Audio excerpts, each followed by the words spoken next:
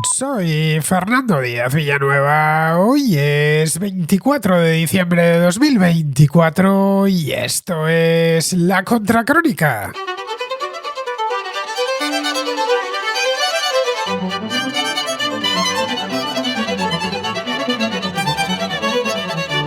El pasado viernes, la ciudad de Magdeburgo, en el este de Alemania, se vio sacudida por un trágico atentado en su tradicional mercadillo navideño. El resultado fue de 5 personas fallecidas, entre ellas un niño de 9 años, y más de 200 heridos, de los que 41 permanecen en estado crítico. El autor del ataque fue identificado como Taleb al-Abdulmohsen, un médico saudí de 50 años que vive en Alemania desde 2006 y que obtuvo el estatus de refugiado 10 años más tarde. Abdulmohsen trabajaba como psiquiatra en la penitenciaría de Bernburg, cercana a Magdeburgo. Poco después de las 7 de la tarde, cuando el mercado se encontraba abarrotado, embistió con un automóvil de la marca BMW, un automóvil de alquiler negro, contra la multitud que paseaba entre los puestos. Le dio tiempo a recorrer unos 400 metros antes de ser detenido por la policía. Las autoridades han confirmado que el ataque fue deliberado, aunque no se ha determinado aún si lo calificarán como un acto de terrorismo. Taleb al-Abdulmohsen era conocido en ciertos ambientes por sus vehementes críticas al Islam. Se describía a sí mismo como un ex-musulmán. Había expresado en redes sociales y en entrevistas su descontento con la política migratoria alemana, más concretamente con la de la ex canciller Angela Merkel, a quien acusaba de haber islamizado Europa permitiendo que entrasen refugiados provenientes de Oriente Medio. Había mostrado además simpatías por el partido de derecha identitaria Alternativa por Alemania, AfD. Su perfil, un tanto inusual para este tipo de atentados, ha generado muchas preguntas sobre sus motivaciones y cómo pasó del activismo crítico a la violencia. El atentado de Magdeburgo ha ocurrido exactamente 8 años después del ataque al mercado de Navidad de Berlín, perpetrado por un islamista tunecino que mató a 12 personas con un camión. La reacción inmediata de las autoridades fue aumentar las medidas de seguridad en otros mercados navideños por todo el país y se ha iniciado una investigación exhaustiva, no solo para entender las razones detrás del ataque de Abdulmohsen, sino también para revisar los protocolos de seguridad actuales. La ciudad de Magdeburgo ha respondido con una mezcla de duelo y solidaridad. Se han organizado vigilias y homenajes en memoria de las víctimas y el canciller alemán, Olaf Scholz, visitó la ciudad para expresar su apoyo y transmitir sus condolencias a las víctimas. La tragedia ha unido a la ciudad en un momento de profundo dolor, pero también ha planteado interrogantes sobre cómo prevenir futuros atentados. La primera y más inmediata pregunta es cómo pudo acceder un vehículo al mercado a pesar de las barreras de seguridad. Esto es algo que las autoridades locales tendrán que responder. Pero hay más cuestiones que quedan en el aire. Dentro de 2 meses se celebrarán elecciones federales en Alemania y el ambiente político está muy cargado. En los primeros momentos se culpó del atentado a una célula islamista, algo que partidos como AfD se apresuraron a emplear en clave política. Convocaron una manifestación y una legión de activistas se lanzó en las redes sociales a exigir al gobierno que deporte a los inmigrantes. Cuando la policía facilitó información detallada sobre el responsable, algunos, antes de recoger cable, prefirieron apuntarse a alguna de las teorías de la conspiración que están circulando sobre este asunto. Lo que no sabemos aún es si el atentado de Magdeburgo influirá en las elecciones del 23 de febrero. El país está ahora en plenas vacaciones navideñas y la campaña apenas acaba de empezar.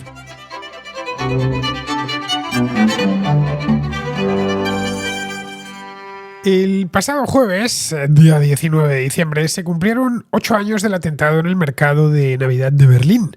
Pero lo cierto es que nadie se acordó de él, salvo, entiendo yo, las víctimas del propio atentado. 8 años es mucho tiempo, es suficiente tiempo como para que hasta los sucesos más trágicos se olviden. De 2016 a 2019 hubo varios atentados en Europa mediante la táctica o la técnica del atropello, algo que hasta ese momento, hasta 2016, era relativamente habitual en Israel, donde llevan años coleccionando este tipo de atentados. El primero de ellos tuvo lugar en Tel Aviv, allá por el año 2001, cuando un terrorista palestino arrolló una parada de autobús matando a 8 personas. En los años siguientes hubo algunos más, tanto en Tel Aviv como en Jerusalén, y en 2016, ya en plena expansión del Estado Islámico, esta modalidad de atentado llegó a Europa. El primero de ellos, los que tengáis edad suficiente lo recordaréis, tampoco es tanto tiempo, apenas 8 años, fue en el verano de 2016, el 14 de julio exactamente, el día de la fiesta nacional francesa. Fue en el Paseo Marítimo de Niza.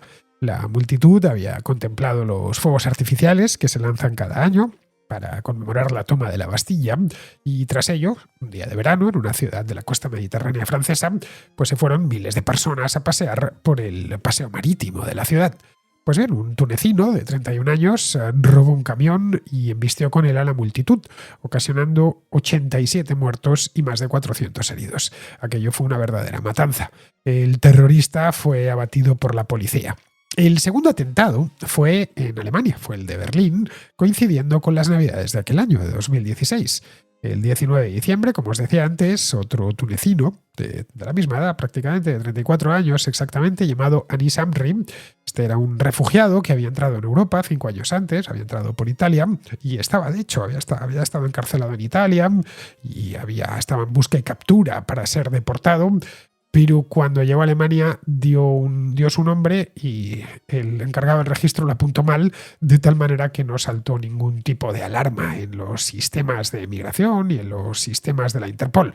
Es decir, que fue un auténtico desastre que en su momento pues ya se protestó mucho por esto. Es decir, que estaba circulando por Europa durante un montón de tiempo un terrorista. Bueno, pues este hombre, Amri, robó un camión con matrícula polaca, mató al conductor y se dirigió al mercadillo navideño, donde consiguió avanzar con el camión unos 100 metros, llevándose por delante varios puestos y a los propios asistentes. Evidentemente, este tunecino de Berlín se había inspirado en lo que había hecho su compatriota en Niza solo unos meses antes, 5 meses antes. La matanza no fue tan grande, pero vamos, mató a 13 personas y dejó más de 50 heridos. Pero Amri, a diferencia de lo que sucedió con el de Niza, consiguió huir, abandonó Alemania, lo que lo hizo a través de Holanda y Bélgica, y fue abatido en un enfrentamiento con la policía italiana en Milán. Esto fue como 9 o 10 días más tarde, justo antes de que acabase el año. Tras los atentados de Niza y Berlín, se produjeron más ya a lo largo de 2017. 2017, de hecho, fue el año de los atentados por atropello. Andábamos todos en Europa preocupadísimos por esta táctica que es muy difícil de frenar. Hubo 2 en Londres, uno en marzo en el puente de Westminster al lado del Parlamento y otro en el mes de junio y en la City en el London Bridge. Bueno, en este último fue apuñalado el español Ignacio Echevarría, todo un héroe que trató de detener a los 3 terroristas con su tabla de monopatín. Y debemos además seguir recordándole porque lo que hizo Ignacio Echeverría es digno de ser recordado. En Estocolmo hubo otro ataque también ese año en abril con 5 muertos y el atentado que mejor conocemos, al menos en España, es el de Barcelona y Cambrils, que fue en el mes de agosto. Hubo un total de 24 muertos en estos 2 atentados y 150 heridos. Fue a raíz de esta cadena de atentados del año 2017 cuando las autoridades europeas empezaron a tomarse en serio esto de los atentados por atropello, que se había visto en Israel, pero que acababa de presentarse en Europa. Algo, ojo, esto del atropello es relativamente fácil de llevar a cabo. Con un atropello el terrorista puede causar mucho daño con un coste bajísimo. Le basta con utilizar un vehículo propio, alquilado o robado, y dirigirse con él hacia una calle, una plaza concurrida, que puede ser un mercadillo navideño, como el caso de Berlín, o hemos visto ahora en Magdeburgo, o puede ser la calle más transitada de la ciudad, como fue el caso de Barcelona, el que se metieron con una furgoneta en las Ramblas, o en cualquier otro, en el caso del puente de Westminster o el puente de London Bridge, que están por lo general las aceras siempre llenas de gente. La policía de toda Europa, viendo lo difícil y el desafío que tenían, lo difícil que era prevenir este tipo de atentados, no estamos hablando del atentado clásico, de una célula que se organiza, que se entrena, se organiza de tal manera, tiene un piso franco, necesita aprovisionarse de armas y de explosivos, organizar muy bien el atentado. No, en este caso es muchísimo más sencillo. Así que la policía de todo el continente empezó a extremar la vigilancia en las comunidades musulmanas en busca de individuos que estuviesen radicalizados o de imanes que animasen a eso mismo, a la radicalización de los jóvenes. Se han llevado a cabo centenares de detenciones en todos los países europeos en los últimos años, precisamente por esto. Este trabajo preventivo, que nadie ve, pero que es fundamental. Es el que posibilitó que desde 2019 desapareciesen los atentados por atropellamiento en Europa. El último fue en el año 2020, en la localidad de Colombes, que está a las afueras de París, cuando un islamista francés de origen marroquí atropelló a 3 policías. Este es el último del que teníamos noticia, por atropello, estoy diciendo. No ha sido el último atentado, lógicamente, desde el año 2020, pero sí el último por atropellamiento. Que desde entonces no se hayan producido atentados de este tipo no ha hecho, lógicamente, bajar la guardia a la policía, especialmente en acontecimientos muy señalados, como por ejemplo los Juegos Olímpicos de París de este año, para los que se previó un dispositivo de seguridad que era inmenso. Aquí en la Contracrónica, durante el pasado verano, hablamos, especialmente en la contrarréplica, de todo lo que había previsto la República Francesa para evitar que les amargasen los Juegos Olímpicos, teniendo en cuenta que París es una ciudad castigada una y otra vez de forma reiterada por el terrorismo islámico. Hasta las ciudades en sí mismas se han adaptado a esta amenaza. Hoy es difícil, por no decir imposible, encontrar en las ciudades europeas una sola calle peatonal o una plaza que no tenga volardos a su entrada. Son volardos de gran tamaño, no como esos, los habituales, los que hay en muchas calles, que especialmente céntricas, que se emplean habitualmente para evitar que la gente, los conductores, aparquen subiéndose a la acera. No, se trata de obstáculos de hierro o de hormigón, de grandes dimensiones, dispuestos por lo general en zigzag para obligar a los vehículos de servicio a detenerse y hacer una maniobra. Los carnavales, las festividades patronales, los grandes eventos deportivos, los mercadillos de Navidad o de cualquier otra cosa son objeto de atención prioritaria para las autoridades. Desde 2016, en Alemania, todos los años la policía vigila los mercadillos navideños, que son, por lo demás, toda una tradición muy bonita. Son un reclamo turístico, el principal reclamo turístico que tiene Alemania durante la Navidad, y que congregan, si los sumamos todos, a millones de personas. Los hay en todas las ciudades, desde los más grandes, que puede ser Berlín o Múnich o Hamburgo o Frankfurt, hasta ciudades más pequeñas como esta de Magdeburgo. Los alemanes, conscientes del peligro, se habían acostumbrado, como nos hemos acostumbrado todos los europeos, a ver volardos en estas zonas peatonales y a ver unidades de la policía patrullando, mirando de aquí para allá, preparados ya con el arma, con chalecos antibalas, etc. No sabemos cuántas víctimas ha evitado esta labor silenciosa de prevención y de vigilancia que lleva a cabo la policía, pero seguro que han sido muchas. Si el terrorista ve que aquello está lleno de agentes de policía, con el arma en la mano, con un chaleco antibalas, con el vehículo al lado, comunicándose por radio, vigilándolo todo y entrenados precisamente para evitar esto, ve además que no podrá acceder al mercado por los volardos, pues se lo pensará. A fin de cuentas, la intención del terrorista es causar víctimas mortales. Cuantas más, mejor para sus intereses. Y en la medida de lo posible, aquí no estamos hablando de terroristas suicidas, algunos, como este del que hablaba antes, Anis Amri, consiguió huir. Y porque le atraparon en Milán, que de no haber sido así, fue algo completamente fortuito. La policía simplemente le vio, le pidió que les enseñase lo que llevaba en la mochila, y lo que llevaba en la mochila era una pistola. Y en el tiroteo, pues, lo que mató a un policía y el otro policía le mató a él. Es decir, que los terroristas del automóvil o del camión o los del atropello no son como aquellos del chaleco explosivo, que se autoinmolan. En este caso, no. Tratarán, si una vez perpetrado el atentado, de poder huir. Vamos, en ningún mercado de Navidad en Alemania es sencillo conseguir ambos objetivos. Es decir, penetrar en uno de estos mercados y salir con vida de allí. Por eso el atentado del viernes, sorprendió a tanto cuando las agencias informaron de lo que había pasado. Un vehículo, BMW X3, creo recordar que leí, que es esto que llaman SUV o algo así, Sport Utility Vehicle, que es un todoterreno pequeñito, para que nos entendamos, se precipitó en el interior del mercadillo de Magdeburgo. Lo comentaba ayer en la contrarréplica, una ciudad tranquila del estado de Sajonia-Anhalt, en lo que fue la República Democrática Alemana. Una ciudad, ayer os decía que le calculaba 150.000 habitantes, tiene alguno más, lo he ido a mirar, tiene 200.000 habitantes y recorrió unos 400 metros. 400 metros es muchísimo. Es decir, tuvo una suerte que solo han muerto 5 personas, arrollando a todo el que se encontró en su camino. Como siempre sucede en estos casos, todo sucedió de forma muy rápida, apenas unos minutos, al término de los cuales 5 personas habían sido asesinadas y se contabilizaban más de 200 heridos, 41 de los cuales están, según parece, en estado muy grave en el hospital. A diferencia de lo que pasó en Berlín hace 8 años, esta vez la policía detuvo al conductor en el lugar de los hechos. El sospechoso es un ciudadano saudí llamado Taleb al-Abdul Mohsen, un psiquiatra que llegó a Alemania en el año 2006 y al que se le concedió asilo 10 años más tarde, en 2016. Nada más conocerse el nombre y la nacionalidad, se pensó, y era lógico que se pensase así, que se trataba del enésimo atentado islamista. Pero Abdul Mohsen no se parece a los jóvenes yihadistas que han atentado por Europa, ni por la edad, tiene ya 50 años, ni por las motivaciones que, según dice, le empujaron a atentar.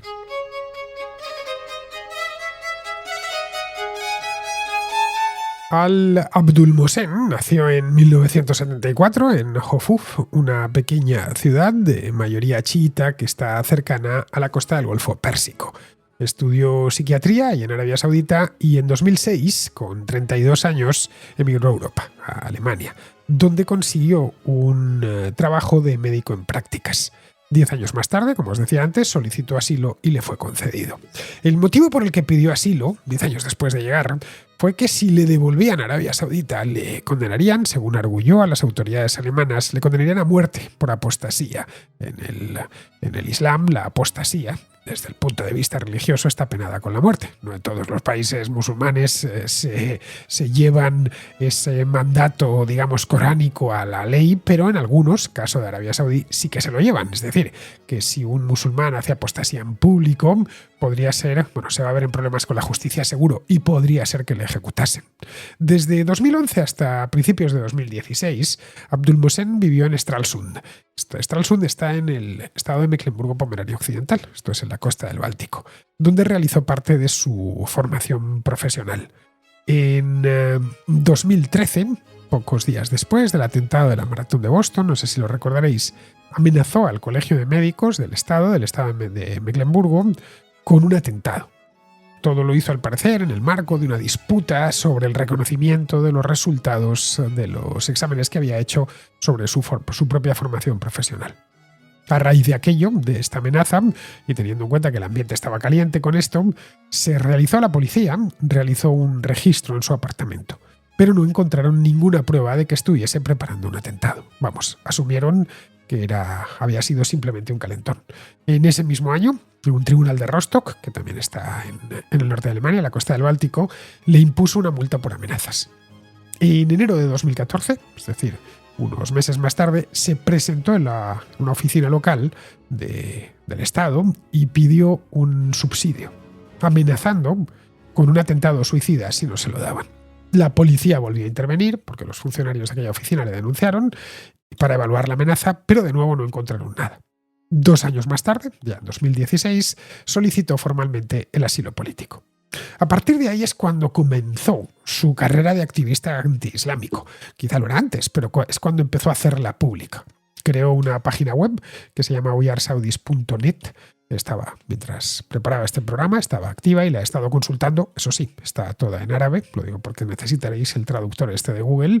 Es un foro realmente dedicado a prestar asesoramiento a saudíes que quisiesen huir de Arabia Saudí y establecerse en Alemania. Los saudíes que huyen de Arabia Saudí lo hacen esencialmente por motivos políticos, porque Arabia Saudí es un país rico, es decir, no es como estos migrantes que salen de Siria o de otros países de Oriente Medio, no, del norte de África. El saudí que se marcha de Arabia Saudí no es porque no tenga oportunidades en su país, que además, siendo ciudadano saudita, las va a tener sin demasiados problemas, sino porque es un disidente político. En aquel momento concedió algunas entrevistas a medios alemanes informando de su actividad, porque tenía en la página, causó cierta impresión entre los periodistas. En 2019, por ejemplo, le entrevistó el Frankfurter Allgemeine, que es el principal periódico de Alemania, y les dijo que era un crítico del Islam y que no hay Islam bueno. Abrió también una cuenta en Twitter en el año 2016. En Twitter se puede ver perfectamente cuando están abiertas las cuentas y la de este hombre es justo de ese año. La tengo delante en estos momentos. Voy a hacer una cosa. Voy a sacar una captura para la que la podáis ver. Se unió en marzo del año 2016. En esta cuenta, en estos momentos, tiene 48.275 seguidores, de casi 50.000. Su imagen de perfil, tal y como podéis ver, es una ilustración, supuestamente él, cuando era algo más joven, eso sí, y la fotografía superior, como se puede apreciar, muestra un fusil semiautomático. Como no entiendo yo mucho de armas, no sé de qué fusil se tratará, pero sí que lleva una bandera de Estados Unidos pues justo debajo del cañón.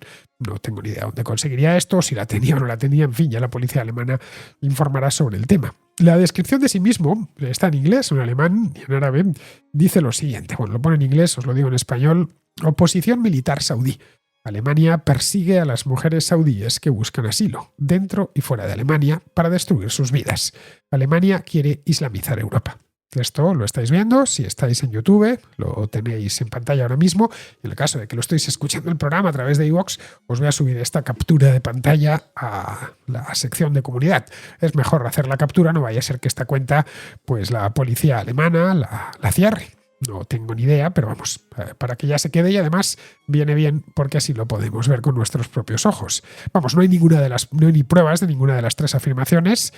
Cuando dice que es una oposición militar saudí, no está probado. Cuando dice que Alemania persigue a las mujeres saudíes que buscan asilo, tanto fuera como dentro de Alemania, para destruir sus vidas, pues tampoco es una falsedad abierta. Y la tercera, que Alemania quiere islamizar Europa, pues es otra falsedad. Vamos, que ya solo entrar, ver el fusil y debajo ver su descripción, ya uno piensa que se trata de un tipo radical o que no carbura excesivamente bien. A raíz de estas actividades, pues apareció en prensa, estuvo aparte del Frankfurter Allgemeine, le hicieron un reportaje, apareció en un reportaje de Der Spiegel, que salió también en el Frankfurter Rundschau, y el foro en sí mismo que creó de wearesaudis.net. El gobierno saudí reclamó a Alemania la extradición, acusándole de terrorista y de tráfico de personas. Pero las autoridades alemanas la denegaron, arguyendo que en aquel país no existe Estado de Derecho y que seguramente le ejecutarían. Entre tanto, consiguió un empleo de psiquiatra en la prisión de Bernburg para atender a reclusos toxicómanos. En X, por lo que he podido ver, si está todavía activa su cuenta, podéis ir a mirarlo, es @drtalebyawad, Jabad, con W y con J, y podréis ver que tenía muchísimas. Solo el día antes del atentado, el mismo día del atentado, tiene un repost, no, un post, y el día 19, el día antes, hay un montón de ellos. No los he contado, pero deben ser más de 10. Compartía, lo podéis ver, contenido de usuarios cercanos a AfD o directamente de políticos de AfD. Hacía lo mismo con otros usuarios influyentes de la derecha alternativa estadounidense. En una ocasión llegó a afirmar que Angela Merkel merecía ser ejecutada, sí, tal cual, ejecutada, y esto es textual, por el proyecto secreto criminal para islamizar Europa. Una semana antes del atentado, concedió una entrevista a una fundación de derechas estadounidense llamada Rare Foundation, de la que yo no tenía noticia hasta que empezó a investigar este caso. Y en la entrevista acusó al Estado alemán de llevar a cabo esta operación secreta encubierta para exterminar a los exmusulmanes sauditas en todo el mundo, mientras que al mismo tiempo, según él, los yihadistas sirios recibían asilo en Alemania. En mayo de 2024, de este mismo año, escribió que esperaba morir este año. La razón que daba era que garantizaría la justicia a toda costa, ya que, según él, las autoridades alemanas, y esto es textual, están obstaculizando cualquier camino pacífico hacia la justicia. En otras publicaciones de diciembre de 2023 y mayo de este año, anunciaba atentados, que fueron estas publicaciones denunciadas por los usuarios y eliminadas de la plataforma. El día anterior al ataque publicó varios vídeos.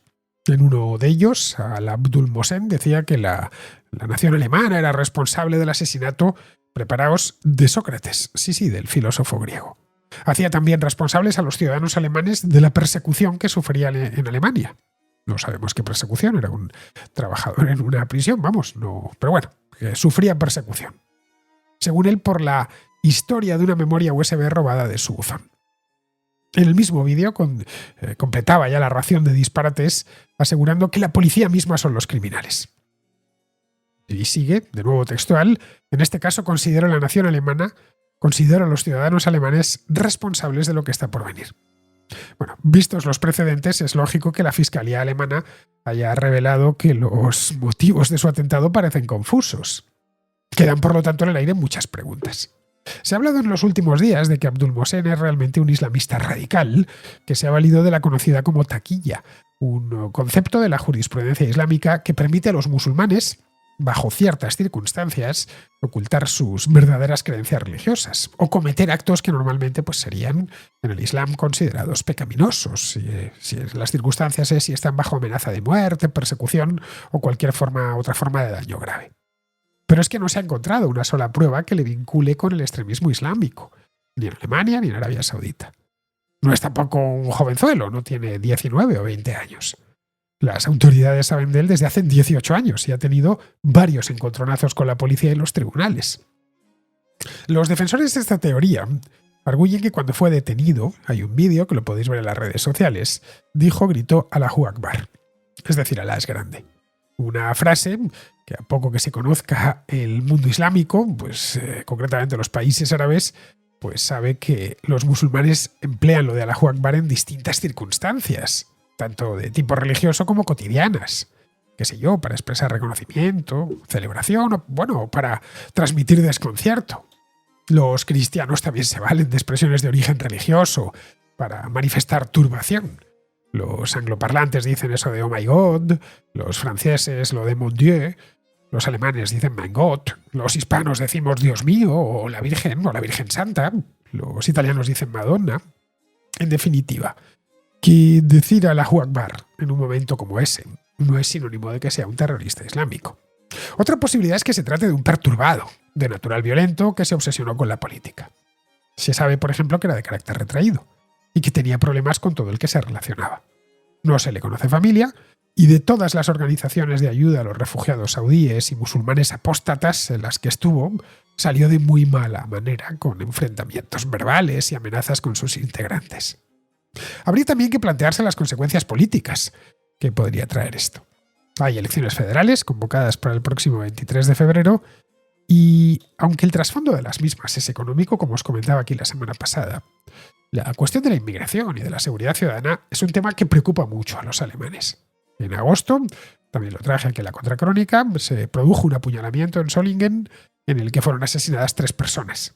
Y en mayo hubo otro en Mannheim, en el que murió un policía. El primero lo realizó un inmigrante sirio, pendiente de deportación, y el segundo un refugiado afgano. En Alternativa por Alemania saben que en estas elecciones van a darle el campanazo. Esperan cosechar muy buenos resultados y están utilizando estos temores en su beneficio. Pero no termino yo de ver que esto de Magdeburgo vaya a influir en las elecciones. Están en plenas Navidades y la campaña ni siquiera ha arrancado, la campaña propiamente dicha. Vamos, que muchas cosas pueden suceder en estos 2 meses y el historial de Abdul Mohsen no se presta a que a Alternativa por Alemania lo emplee como reclamo, ya que, según se extrae de su perfil público, simpatizaba con ellos. Lo más probable es que se olvide, como se ha olvidado lo de Solingen, que sucedió hace solo 4 meses. Nos queda, eso sí, saber qué pasaba por la mente de Abdul Mohsen para perpetrar semejante crimen.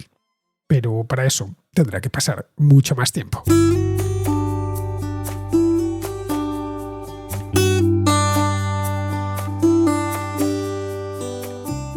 ¿Os interesa entender cómo la inteligencia artificial está transformando la economía y nuestra forma de trabajar? Hace unos días escuché en iVoox un episodio de lo más interesante en el programa Macros Ocultas y me gustaría recomendároslo. Es muy instructivo si queréis entender, con datos en la mano, cómo la inteligencia artificial está transformando nuestro entorno. No paramos de oír hablar de inteligencia artificial, pero muchas veces es difícil ver su aplicación práctica. Por eso me gusta cómo abordan en este programa el tema Antonio Cruz de Microsoft y Guillermo Orbada de Repsol. Dan ejemplos de uso muy claros sobre tareas concretas del día a día en las que la inteligencia artificial ayuda a los profesionales. Repsol ha elaborado un informe para cuantificar el impacto y extraer conclusiones sobre ese mismo impacto en su organización, que les permitan seguir avanzando en el despliegue de la inteligencia artificial. Y además da claves muy interesantes sobre este tema. No os lo perdáis, os dejo el enlace a este episodio en la descripción.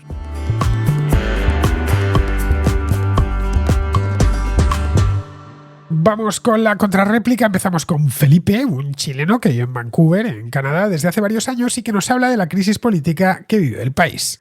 Este audio es para darte un poco más de contexto y de color con lo que hablaste en el programa de Justin Trudeau y por lo que está pasando Canadá actualmente. Bueno, yo, como te dije antes, ya llevo 8 años viviendo acá en Vancouver, Canadá. Desde la pandemia del 2020, que en Canadá se ha visto un aumento significativo en la llegada de migrantes, que también es relacionado al compromiso que tiene Canadá con la inmigración y con el refugio humanitario. Bueno, esto claramente ha traído consecuencias, especialmente en el acceso a la vivienda, en el precio, en el incremento en particular de los precios que tienen en el arriendo y la compra. Y eso también obviamente afecta a las comunidades locales eh, que le dan un poco más de prioridad a los que recién están llegando al país. Justin Trudeau y su partido yo creo que han reconocido este problema desde el 2020, como te decía antes, y ellos mismos también se han puesto como una prioridad poder mejorar esta situación, en particular sobre los precios y la política migratoria. Hace más o menos 3, 4 semanas que Justin Trudeau lanzó un video donde aborda este tema. Para los que quieran, está en YouTube. Si buscan Justin Trudeau inmigración, está ahí. Y aquí, bueno, se destacan los actuales desafíos, las oportunidades, él lista todas estas cosas. Y él subraya también que bueno, los migrantes son en particular algo que impacta muy fuerte en el crecimiento económico y la diversidad cultural que tiene este país.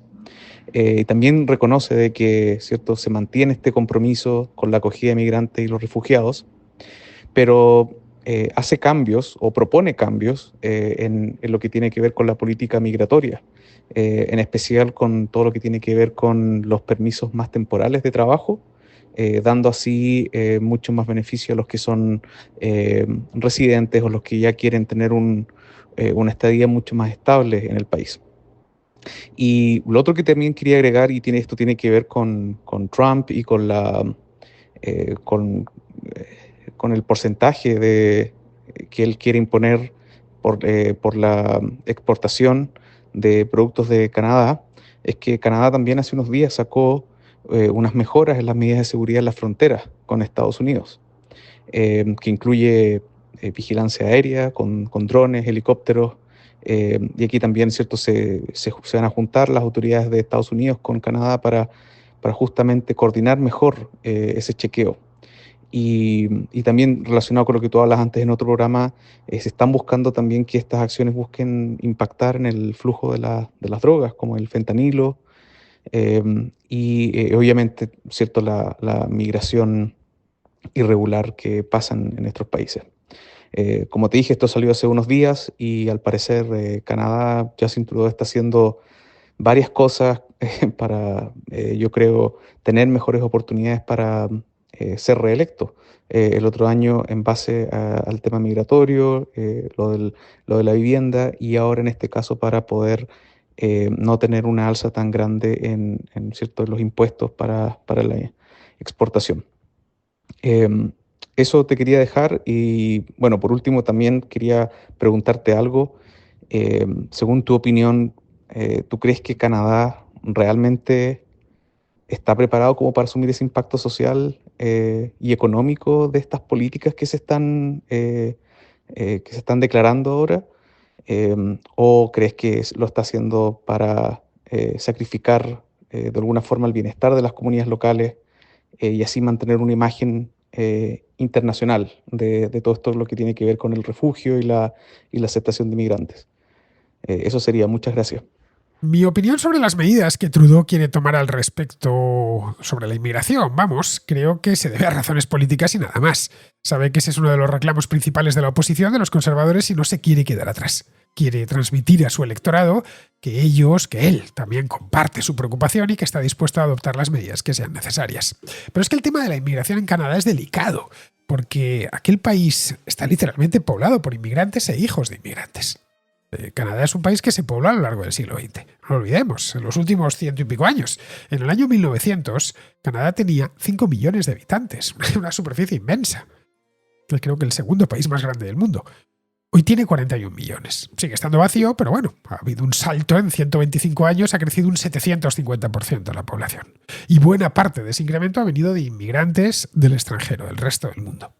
La abundancia de tierras cultivables en el sur del país hizo que en la primera mitad del siglo XX Canadá recibiese grandes oleadas de inmigrantes de Europa, especialmente de las Islas Británicas, de Alemania, de los países escandinavos.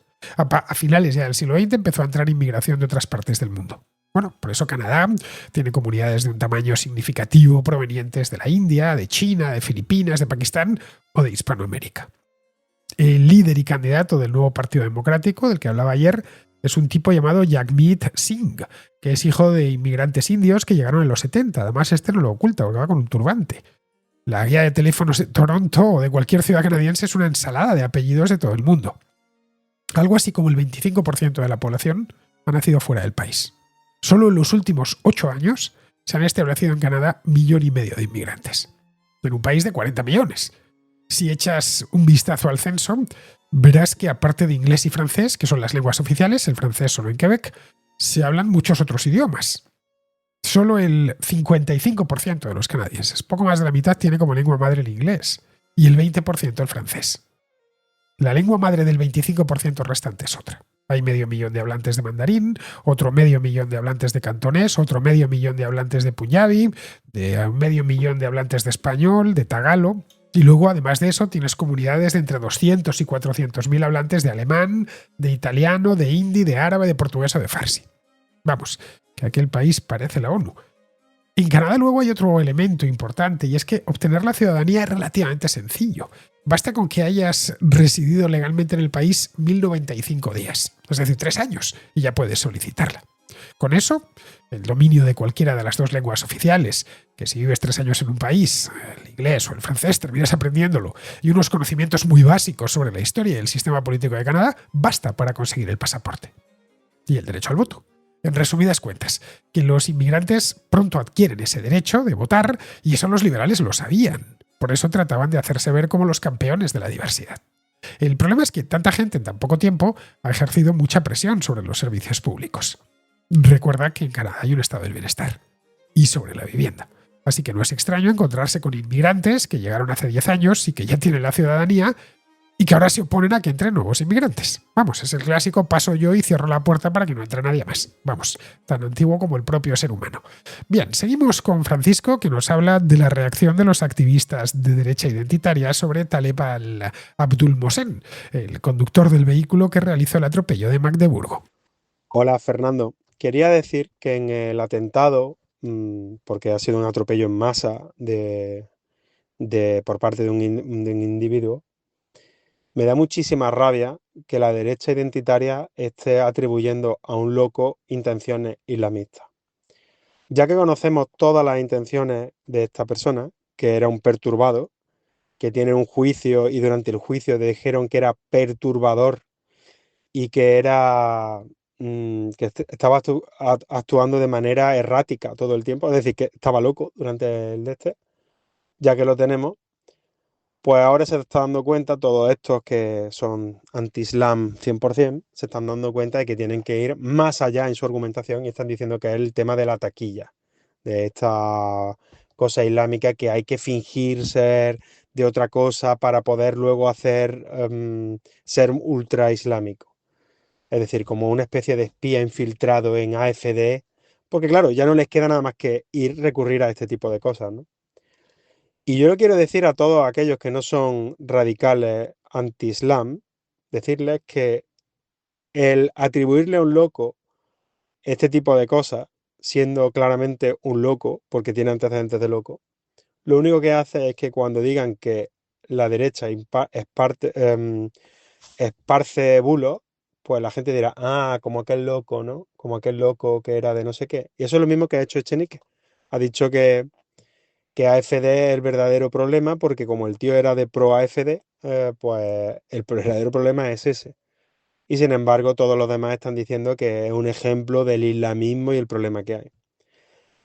Lo único que evidencia la derecha cuando dice que esto ha sido un ataque islamista es que la oferta de atentados islamistas es tan baja que tienen que rebañar en el cazo buscando locos que representen al Islam. Porque que yo sepa, Breivik, que era ultracristiano en Noruega, no fue un atentado cristiano. Que yo sepa que el de Nueva Zelanda no fue, que hizo una masacre en esto, no fue un atentado cristiano, o no lo identificamos como tal. Y sin embargo, sí decimos que son gente que está loca. Cuando a un tío se le va la cabeza y dice que cree que el diablo está en el cuerpo de su abuela y lo mata porque es un esquizofrénico, no decimos que es un ataque cristiano. Cuando es un loco, es un loco. Y cuando atribuimos a un loco intenciones islamistas, lo único que estamos haciendo es decir que no hay suficientes atentados islamistas y tenemos que recurrir a esta gente, lo cual me parece terrible. Bueno, un saludo mucho a todos los contraescuchas y feliz Navidad y feliz año, por si sale en alguno de esos momentos, a todos los contraescuchas. Un abrazo muy fuerte, Fernando.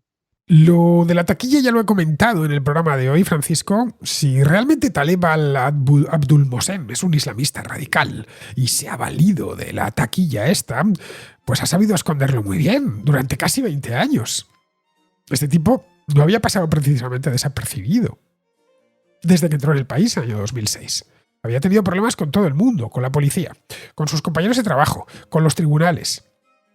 Fue en los últimos años cuando le dio con el tema este del ateísmo y de declararse enemigo del Islam, algo que le reportó a entrevistas en algunos medios grandes como el Frankfurter Allgemeine o el Frankfurter Rundschau o Der Spiegel, que le llegó a hacer un reportaje, fue cuando ya adquirió un cierto relieve. No estaba escondido. Pero vamos, lo definitivo es que en 18 años, y después de haber sido investigado 2 veces por la policía, no hubiesen encontrado una sola pista que le vinculase a organizaciones islámicas. Ojo, ni una sola pista, ni un solo contacto, ni un solo mensaje de WhatsApp o correo electrónico. No sé, un radical que se pasa 18 años esperando para tentar alguna pista de haram, pero con Abdul Mohsen no han encontrado absolutamente nada. Pero en esto, lo que tenemos es la clásica historia en la que los activistas se precipitan y luego les cuesta mucho recoger cable. Vieron que sucedía esto en Magdeburgo y como era posible y era factible que se tratase de un atentado yihadista, en lugar de esperar a tener más información, pues fueron con todo. Perdón no van a pedir, así que han buscado una coartada. Y parece que es esta de la taquilla. Esta les convence, a pesar de que no aportan ni una sola prueba de ello, más allá de lo del Allahu Akbar que dijo cuando le detuvieron. Ojo, es posible que sea un islamista, pero no podemos afirmarlo en tanto que carecemos de pruebas.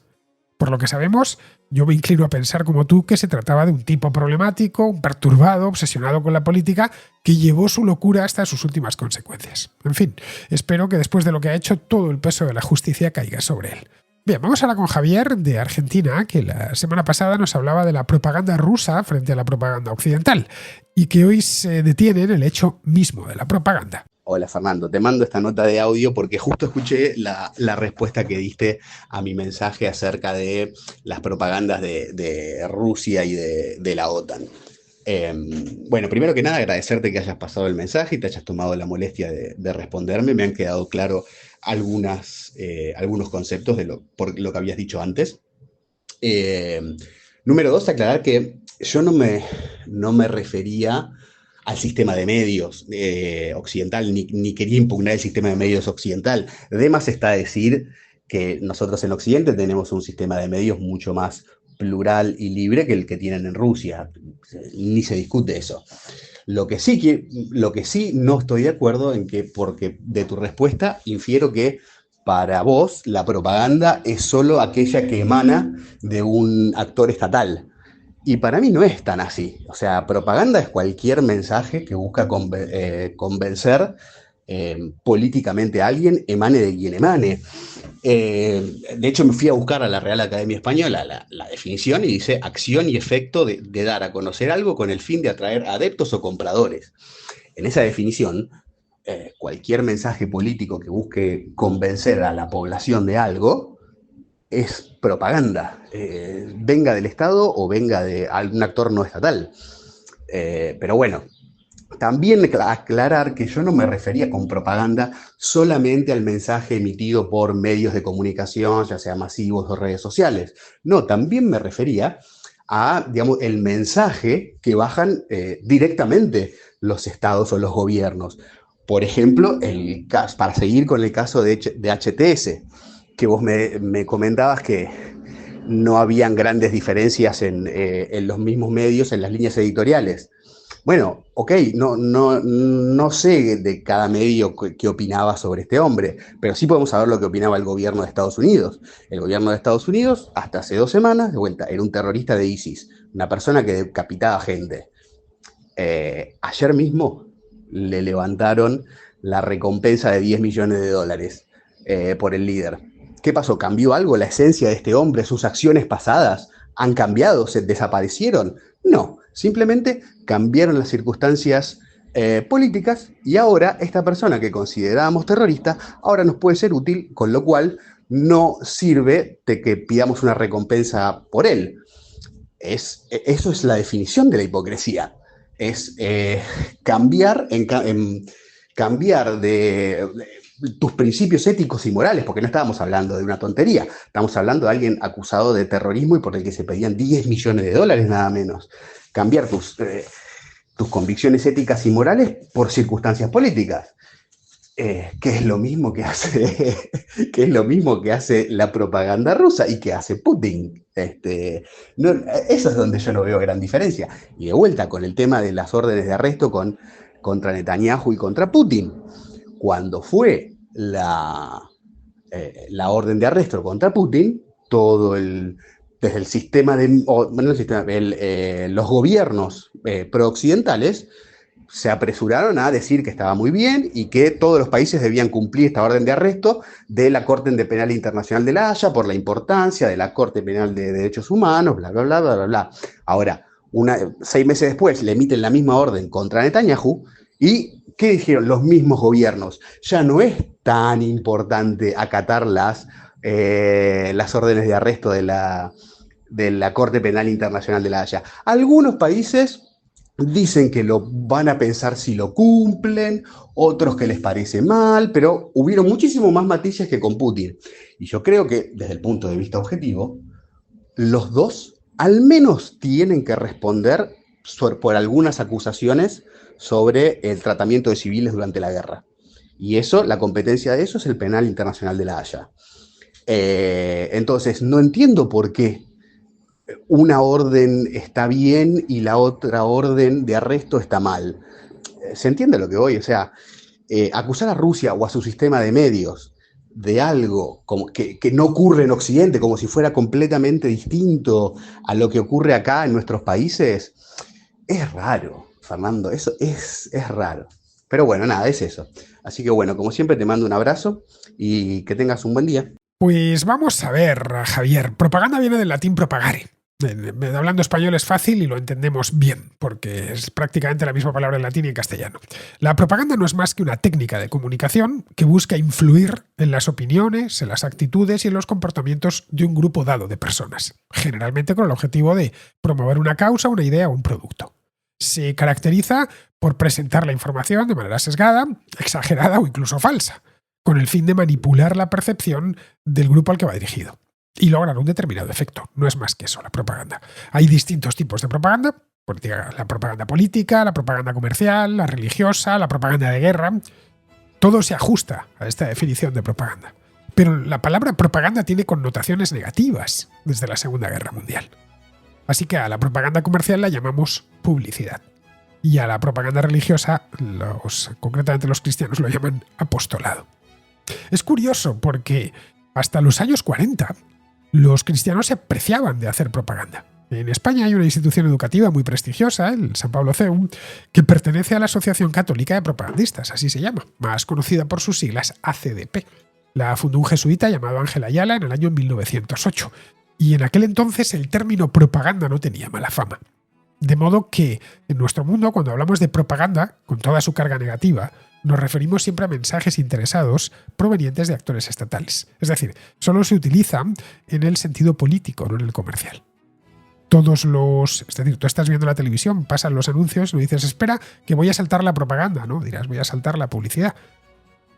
Y no se te ocurriría decirle al sacerdote de tu parroquia que está haciendo propaganda cuando habla el sermón. Aunque está haciendo eso mismo, está propagando. En este caso, la palabra de Dios. Pero el término quedó maldito después de la Segunda Guerra Mundial por el uso intensivo que hicieron los nazis de él. Así que solo ha quedado para la política, en el uso común y corriente de nuestro idioma. Todos los gobiernos, por muy democráticos que sean, hacen propaganda. Eso es así y es indiscutible. En los países libres, esa propaganda se puede contrarrestar desde la sociedad civil, se puede criticar y se hace. En las dictaduras, la propaganda oficial es artículo de fe. Respecto a lo que comentas de la orden de arresto o del Tribunal Penal Internacional, a ver, Benjamín Netanyahu no sale del país, de Israel, porque sabe que le pueden detener en cualquier lugar y prefiere no arriesgarse. Pero vamos, el gobierno de Estados Unidos, de Francia, de Italia, de España, de Holanda puede decir lo que le venga en gana al respecto sobre Netanyahu. Que dentro de sus propios países impera la libertad de expresión y se les puede criticar. En Rusia eso no es posible. Allí la propaganda del Estado es una apisonadora. Y de comunión obligatoria. En los países libres no, y eso los gobernantes lo saben, por eso se miden y sobre todo tienen obligación de dar explicaciones. Bien, vamos a terminar, vamos con Pizarro, que nos habla de los problemas de Justin Trudeau. Justino no puede hacer política de rico benefactor de causas peregrinas si ni es rico, ni las causas se terminan de entender, ni el beneficio está claro. Todos le hemos visto pasar en este tiempo de arrebatadora sonrisa de triunfador a falsa mueca de cantamañanas. Y sus maniobras de flotación son un chapoteo desagradable de ver que se va a hacer irritantemente largo. Un cordial saludo de Pizarro. Y con esto, queridos amigos, terminamos la contra de hoy, 23 de diciembre. Mañana es 24, día de Nochebuena, que por supuesto, creo que, no sé si desde que empecé el programa, creo que he hecho Contracrónica todos los días de Nochebuena. Corregidme si me equivoco, pero creo que lo he hecho en todos. Creo que no he faltado en ninguno. Así que mañana no debería ser una excepción. Vamos, que me despido de todos vosotros. Hasta mañana.